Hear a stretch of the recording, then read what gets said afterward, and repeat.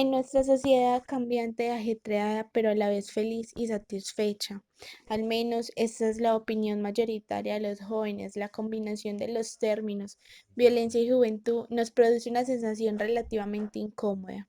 Pensamos casi automáticamente en que los jóvenes son más violentos cada día, que lo son más que los adultos debido a su inmadurez, su estilo de vida, su inconformismo, etc.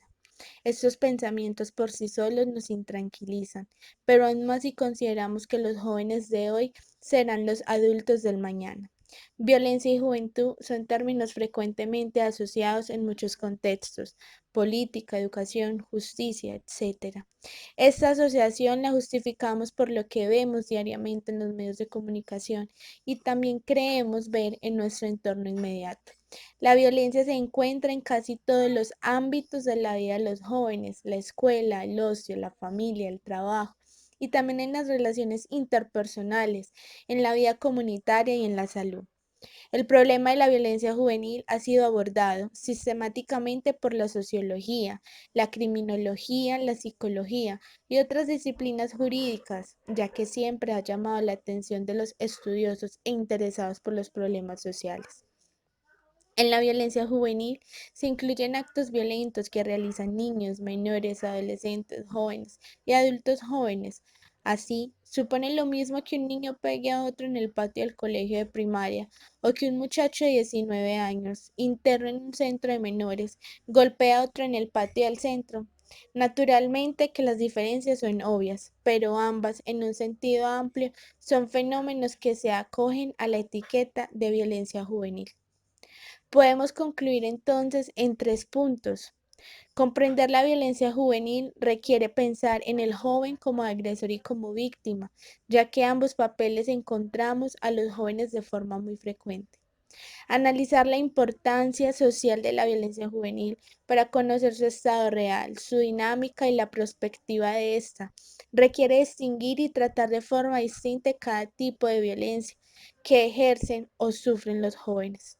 Y por último, conocer múltiples factores y razones aisladas que explican los porqués del comportamiento violento de los jóvenes, pero falta integrarlos en un marco general que permita proponer medidas eficaces de prevención y control. Las sustancias psicoactivas no solamente han sido utilizadas por el hombre moderno, sino que hace miles de años que se consumen. De hecho, hay descubrimientos que indican que llevan consumiéndose desde el año 3000 a.C. Los aztecas hacían uso del peyote y algunos chamanes de las sustancias alucinógenas. Las sustancias psicoactivas son aquellas que se introducen en el organismo por cualquier vía de administración, sea ingerida, fumada, inhalada, inyectada, entre otras, y producen una alteración del funcionamiento del sistema nervioso central del individuo y modifican la conciencia, el estado de ánimo o los procesos de pensamiento. Su clasificación depende del uso que le den, pero a grandes rasgos estos son los tipos más comunes. Primero, como las depresoras. Las podemos definir que son las que disminuyen o retardan el funcionamiento del sistema nervioso central, producen alteración de la concentración y en ocasiones del juicio, disminuyen la aparición de los estímulos externos y provocan relajación, sensación de bienestar, sedación, apatía y disminución de la atención. Son consideradas drogas depresoras como el alcohol, los tranquilizantes, el opio y sus derivados como la morfina, la codeína, la heroína y la metadona. También existen los estimulantes. Otro tipo de clasificación son las estimulantes y son las drogas que aceleran la actividad del sistema nervioso central, provocando euforia, desinhibición, menor control emocional, irritabilidad, agresividad, menor fatiga, disminución del sueño, excitación motora e inquietud. Y dentro de este grupo se incluye como la cocaína, los estimulantes de tipo anfetamínico y el mayor parte de sustancias sintéticas que son las nuevas sustancias psicoactivas. También otro tipo de clasificación son las alucinógenas, que se caracteriza por su capacidad de producir o distorsionar las sensaciones y alterar marcaciones en el estado de ánimo.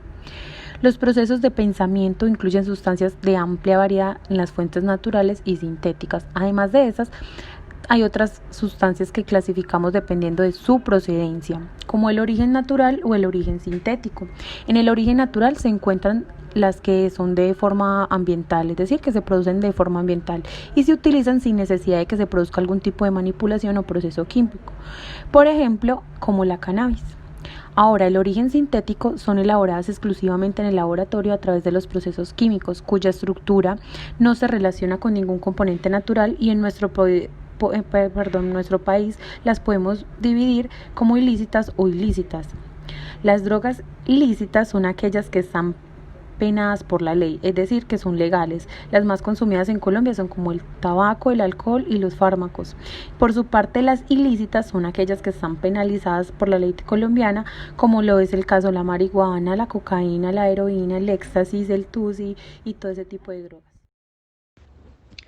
En los últimos años, Medellín se ha destacado por sus avances en materia de desarrollo urbano y mejoras en la calidad de vida para sus ciudadanos.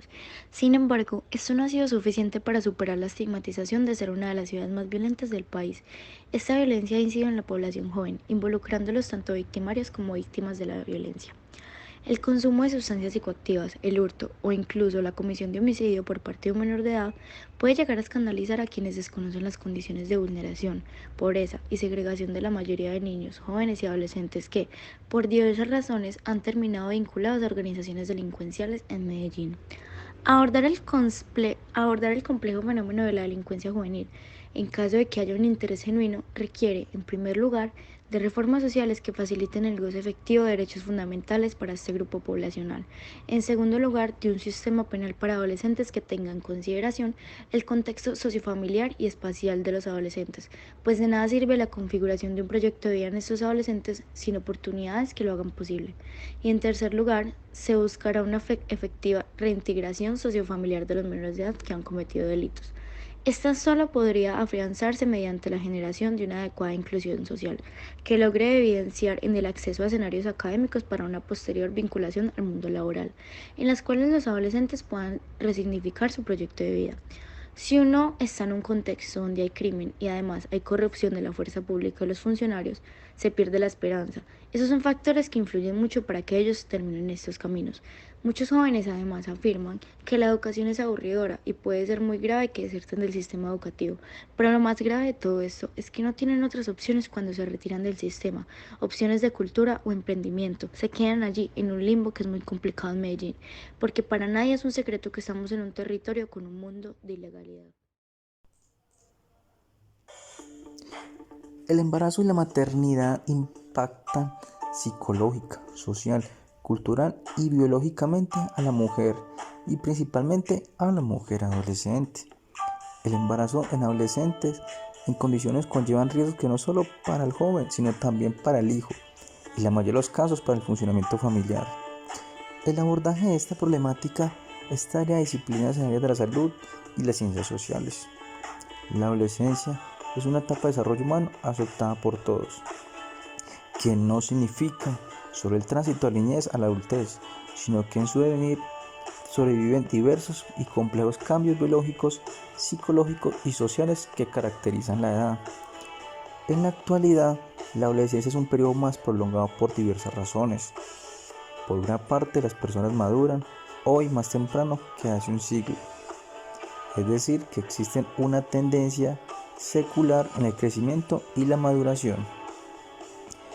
Es conocida la posición intermedia que ocupa el adolescente, que lo conduce a situaciones contradictorias.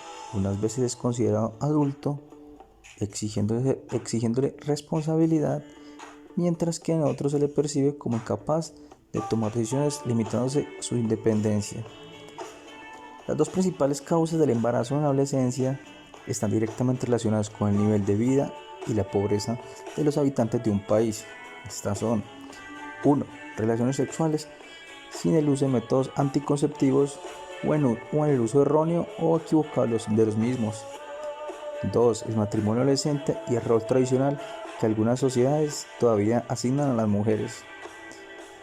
Estas dos realidades explican por qué, si bien ha ido reduciendo en los últimos 20 años los embarazos de madres adolescentes, todavía mantiene un radio de 200 madres adolescentes por cada 1000 mujeres. Sin embargo, son países latinoamericanos, tales como Nicaragua, República Dominicana, Guatemala, Honduras o Venezuela, entre otros. Mantienen altas cifras que superan el 10% de mujeres embarazadas en la adolescencia. Se han identificado riesgos médicos asociados al embarazo en las adolescentes. La hipertensión, la anemia, el bajo peso al nacer, el parto prematuro, la nutrición insuficiente y otros que determinan elevación de la morbimortalidad materna y la mortalidad infantil en comparación con otros grupos de madres de otras edades. Sin embargo, la mayor repercusión se observa en la esfera personal y social del adolescente, porque tiene que asumir el reto de desempeñar el rol de madre, enfrentarse a una nueva situación, debe de ser responsable del cuidado, atención y educación de su hijo cuando aún no ha consolidado su formación y desarrollo y atraviesa una crisis psicológica como expresión de la búsqueda de independencia, necesidad de autonomía y libertad. ¿Cómo se conjugan ambos procesos? Los estudios acerca de la adolescencia y las repercusiones del embarazo y la maternidad apuntan a señalar el síndrome de las embarazadas adolescentes, que se podría definir en 4 partes. Primero, el fracaso de las funciones de la adolescencia en su adquisición de independencia, su logro de la propia identidad, determinación del papel sexual, desarrollo de un sistema de valores y elección vocacional. Segundo, fracaso en la continuación de sus estudios o en su preparación para la vida adulta. Tercero, fracaso para constituir una familia estable, por lo general matricéntricas y monoparental. Cuarto, en su fracaso para sostenerse a sí misma, dependiendo de su familia o del bienestar social.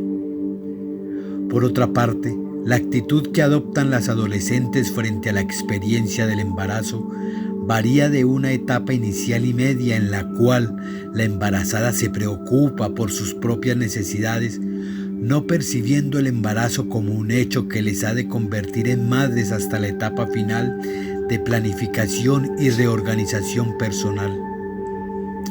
La madre adolescente puede sufrir por el esfuerzo de ajustarse a la maternidad y por la pérdida prematura de su condición de adolescente.